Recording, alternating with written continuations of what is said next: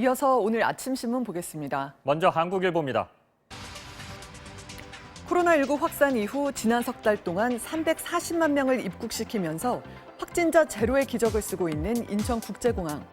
종사자가 7만 6천여 명에 이르는 거대한 조직, 국경 방역 최일선에서 어떻게 단 한 명의 확진자도 나오지 않았을까요? 이에 대해 신문은 공항 검역소와 법무부 출입국, 외국인청, 군경 소방 등의 협업이 있었기에 가능했다고 설명했습니다.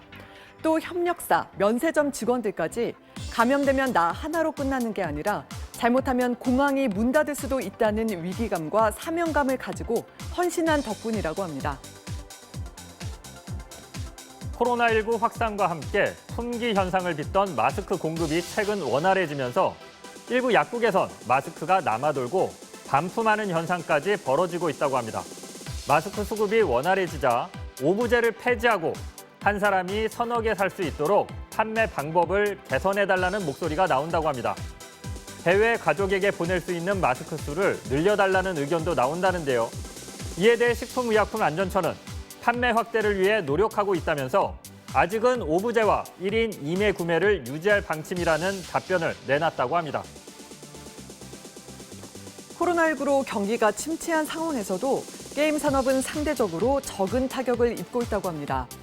집 밖에 나가지 않는 이른바 집콕족이 늘면서 여가 생활로 게임을 선택하는 사용자가 늘었기 때문이라는데요. 게임은 유해하다는 사회적 인식도 코로나19와 함께 수그러지는 모양새라고 합니다. 게임 중독을 치료가 필요한 질병으로 분류하는 등 게임에 부정적 태도를 보여온 세계보건기구도 코로나19 세계적 유행에 맞춰 집에서 하는 게임을 권장하고 나섰다고 합니다. 코로나19 사태로 사상 초유의 온라인 개학이 시행되면서 아이들의 면학 분위기를 조성하려는 부모들의 분투가 이어지고 있다고 합니다. 생활소음을 차단하기 위해 수업이 끝날 때까지 빨래나 청소를 하지 않고 창으로 들어오는 햇볕이 방해될까 싶어 암막 커튼을 다는 등 아이 방을 새로 꾸미는 부모가 많다는데요. 한편 아파트 등 공동주택에서는 소음 문제를 두고 이웃과 갈등을 겪는 사례가 잇따르고 있다고 합니다. 신문은 이르면 다음 달 지급될 재난긴급생활비 사용기한이 3개월로 제한된다고 보도했습니다. 코로나19 쇼크 속에 소비를 촉진하려는 조치라는데요.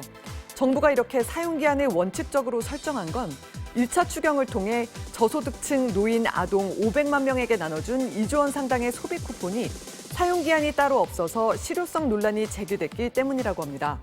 이른 시간 안에 소비로 연결돼야 지역 경제를 살리는 효과를 기대할 수 있다고 합니다.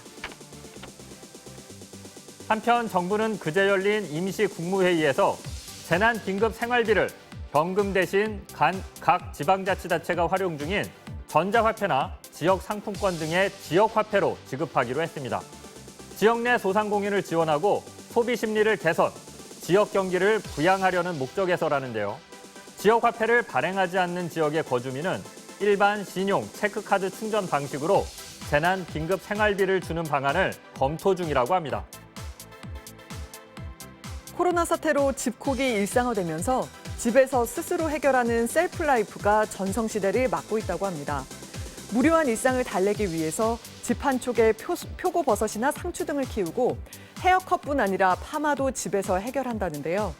이 때문에 SNS나 동영상 사이트에는 셀프 도전 영상이나 팁을 알려주는 게시물이 날마다 홍수처럼 쏟아지는데 특히 반려동물 셀프 미용, 엄마표 장난감 만들기 팁 등이 온라인을 뜨겁게 달구고 있다고 합니다.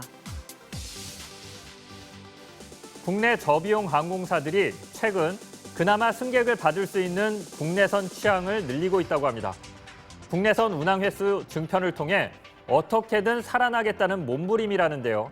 하지만 국내 항공 수요가 제대로 회복되지 않은 상황에 항공사들이 너도나도 증편에 나서면서 출혈 경쟁으로 수익성만 더 악화할 수 있다는 우려도 나온다고 합니다. 실제로 다음 달 부산 김포 노선은 14,900원짜리 특가 운임까지 등장했다고 합니다. 아침 신문 살펴봤습니다.